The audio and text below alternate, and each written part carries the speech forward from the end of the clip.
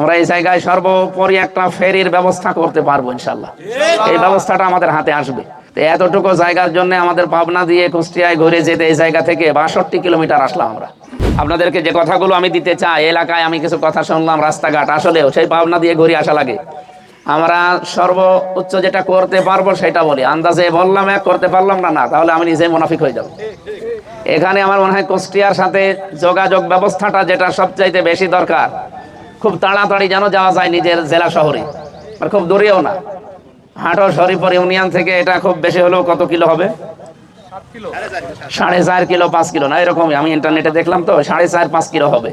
তো এতটুকু জায়গার জন্য আমাদের পাবনা দিয়ে কুষ্টিয়ায় ঘুরে যেতে এই জায়গা থেকে 62 কিলোমিটার আসলাম আমরা।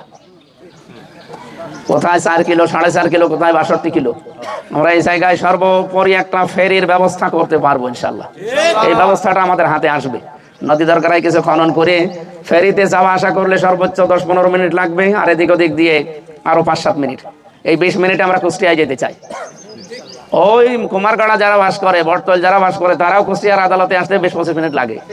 আমরাও ওই রকম একটা অবস্থা, আমরা এখানে যোগাযোগ ব্যবস্থার এইটা। 2 নম্বরে আমার এই 9 নম্বর ওয়ার্ডে যতটুকু রাস্তার কাজ আছে, বাজেট তো রাস্তার জন্য যা হয়, আমার বংশে তো চেয়ারম্যান মেম্বার সব ছিল, আমি জানি, আমি লেখাপড়া করে বলছি।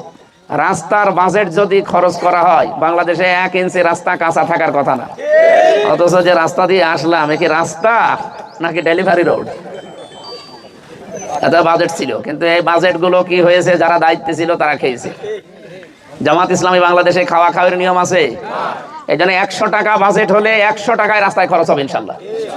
এই জন্য আমরা রাস্তার এই আসনের ভেতরে, এই ওয়ার্ডের ভেতরে যতটুকু রাস্তা আমাদের আয়ত্তে আছে, আমরা কাঁচা রাখবো না ইনশাল্লাহ। 2 নম্বরে শিক্ষা ব্যবস্থা। এখানে শুধু মনে হয় মাদ্রাসা কেন্দ্রিক কিছু পড়াশোনা আছে, আর স্কুল আছে মাত্র একটা।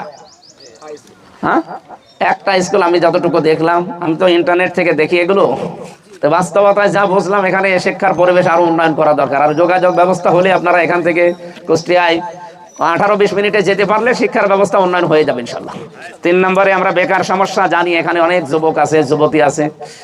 যুবকদেরকে আমরা কাজের ব্যবস্থায় নদী কেন্দ্রিক না হলেও দেশি বিদেশি, আর কুষ্টিয়াতে আমরা যেহেতু একটা পর্যটন জোন এলাকা গড়ার চেষ্টায় আছি, সামনে একটা পরিকল্পনা আছে এই নদী কেন্দ্রিক। এখানেও বহু মানুষের কর্মসংস্থান বানানো যায়, যেটা আমি সিঙ্গাপুরে, মালয়েশিয়া দেখেছি। এগুলো সব নদী কেন্দ্রিক এলাকা।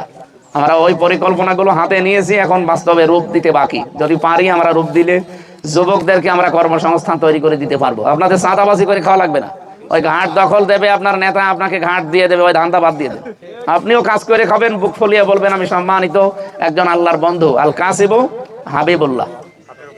মেয়েদের আমরা কুটির শিল্পের ব্যবস্থা করবো ইনশাআল্লাহ। যে সমস্ত কাজের কথা বললাম, এই কাজগুলো আপনাদের সাথে নিয়ে করতে চাই। এখন সামনে আপনার বিবেকটা আপনি কাজে লাগাবেন। দক্ষ এবং সৎ মানুষকে সামনে নিয়ে, আমি 2টা শব্দ বললাম, দক্ষ এবং সৎ মানুষকে সামনে নিয়ে আসবেন, তাহলে দেশের উন্নয়ন হবে।